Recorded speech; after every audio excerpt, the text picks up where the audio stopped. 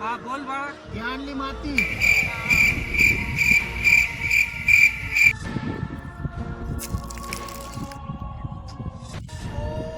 बाळा बाळा या तुला माहिती का या मातीत काय आहे म्हणून?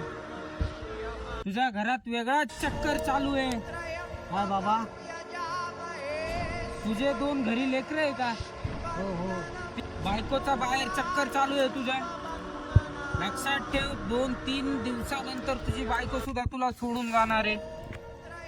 बाबा हे तुम्हाला कस काय माहिती? पण अरे ह्या मातीच्या वासातून कळतंय मला.